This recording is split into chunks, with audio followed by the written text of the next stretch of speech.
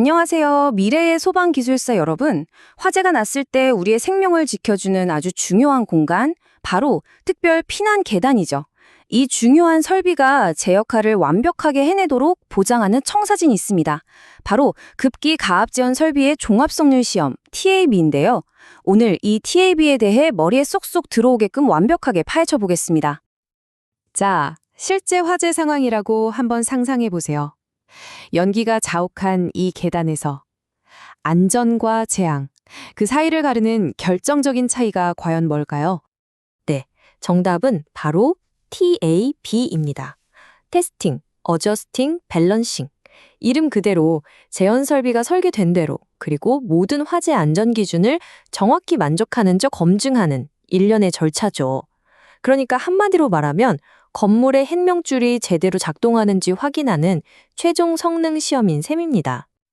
오늘 우리는 이 5가지 단계를 통해서 TAB의 모든 것을 체계적으로 마스터해 볼 겁니다. TAB가 도대체 뭐고 왜 중요한지부터 시작해서요. 어떤 기준으로 평가하는지, 실제 실행 절차는 어떤지, 또 어떤 도구를 써서 최종 보고서를 완성하는지까지 하나하나 명확하게 짚어드릴게요. 자, 그럼 첫 번째 섹션입니다. TAB란 무엇이고 왜 이렇게 중요할까요? 여러 이유가 있겠지만 바로 여러분의 기술사 시험 합격에 아주 중요한 기초가 되기 때문입니다. 이 슬라이드 한번 보세요. 113회, 123회 시험을 포함해서 정말 여러 번 출제된 핵심 주제입니다.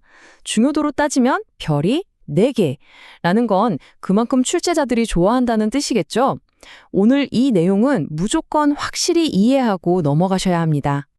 두 번째 섹션, 게임의 규칙입니다. 모든 게임에 룰이 있듯이 탭 평가에도 반드시 충족해야 하는 핵심 성능 기준이 있습니다. 바로 국가화재안전기준 NFPC 510A에 명시된 내용들을 살펴볼 겁니다. 우리가 확인해야 할 성능 검사는 총 8가지입니다. 화재 감지기가 잘 작동하는지부터 시작해서 출입문의 크기나 방향, 문틈은 적절한지, 방연 풍속은 기준에 맞는지, 그리고 차압, 또 가장 중요한 출입문 개방력, 문이 자동으로 잘 닫히는지, 그 닫히는 힘은 충분한지, 이 모든 항목들이 기준에 딱 맞아야 합니다. 자, 이 8가지 이걸 시험장에서 어떻게 다 기억하냐고요? 걱정 마세요. 제가 절대 잊어버리지 않을 마법의 주문을 알려드릴게요. 바로 간방틈 세속 차계 자폐입니다. 다 같이 한번 해볼까요? 간방틈 세속 차계 자폐. 화재 간지기, 방화문, 누설 틈새, 풍속, 차압, 개방력, 자동 폐쇄. 이것만 기억하면 시험장에서 막힘없이 술술 써내려갈 수 있겠죠? 자, 이제 세 번째 섹션으로 넘어가죠. 이론은 알았으니 이제 실제 TAB를 성공적으로 수행하기 위한 공식적인 실행 절차, 그 단계별 플레이북을 한번 열어보겠습니다. 탭절 절차는 총 6단계의 논리적인 흐름을 따르는데요. 어렵지 않아요. 먼저 책상에 앉아서 설계 도면 같은 서류를 검토하고 이렇게 시험하겠습니다 하고 계획서를 제출하는 걸로 시작합니다. 서류 작업이 끝나면 이제 현장으로 나가야죠. 실제 덕트나 방화문을 중간 검사하고 송풍기 같은 핵심 장비들을 점검합니다. 자, 이제 모든 시험 준비가 끝났으니까 마지막으로 가장 중요한 전체 시스템의 성능 시험을 실시하는 겁니다. 어때요? 서류에서 현장으로, 준비에서 실행으로 흐름이 명확하게 보이죠? 이 복잡해 보이는 절차 역시 암기 비법이 빠질 수 없죠. 조금 길긴 한데 이것만 외우면 서술형 답안을 아주 그냥 꽉 채울 수 있습니다. 자, 따라해보세요. 검도, 중시, 시성, 송방, 시방, 차소방패, 송보. 각 단계의 핵심 키워드를 연결한 마법의 주문입니다. 한 번만 더요. 검도, 중시, 시성, 송방, 시방, 차소방패, 송보.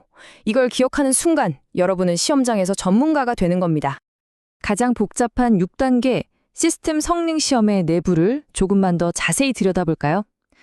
먼저 송풍기 운전을 조정하고 문이 잘 닫히는지 확인한 뒤에 차압, 풍속, 개방력을 순서대로 측정합니다. 그 다음엔 송풍기의 풍량, 즉 Q, B, I, N 값을 측정하고요. 어디 새는 데는 없는지, 누설 여부까지 꼼꼼히 검사한 후에 최종 보고서를 작성하게 되는 거죠.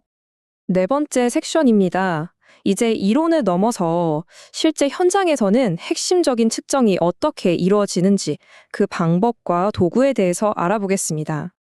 두 가지 핵심 측정을 비교해 볼게요. 먼저 차압은 디지털 마노미터라는 장비를 써서 바닥에서 약 30cm 위에서 재고요. 덕트 안의 풍속은 피토관을 이용해서 덕트 정중앙에서 측정하는 게 원칙입니다. 정확한 도구를 올바른 위치에서 쓰는 것, 이게 핵심이에요. 그리고 시험에 반드시 나오는 이 숫자 꼭 기억하셔야 합니다. 바로 110뉴턴입니다. 제연설비가 막 돌아가고 있을 때 아이나 노약자도 방화문을 열고 피난할 수 있어야 하잖아요. 그때 문을 여는데 필요한 힘의 최대 허용치가 바로 110뉴턴이라는 겁니다. 이 힘을 넘어가면 문이 안 열려서 생명의 문이 그냥 닫혀버리는 거나 마찬가지예요. 정말 중요한 기준값입니다. 자, 이건 소방 기술의 핵심 공식 중 하나라고 할 수 있습니다. 풍량 Q는 평균 풍속 V와 덕트 단면적 A를 곱한 값에 3600을 곱해서 시간당 세제곱미터 단위로 계산합니다. 모든 성능 평가의 기초가 되는 아주 기본적인 방정식이죠. 정확한 풍량을 측정하려면 정밀함이 생명입니다. 그냥 대충 재는 게 아니에요. 피토관을 사용하되 덕트 직경의 7.5배 하류, 2.5배 상류 지점에서 측정해야 난로의 영향을 피할 수 있고요. 또 덕트 단면을 최소 16개 지점으로 나눠서 각 지점의 풍속을 다 잰 다음에 평균을 내야 가장 신뢰도 높은 데이터를 얻을 수 있습니다. 꽤 까다롭죠? 드디어 마지막 5번째 섹션 최종 판결입니다.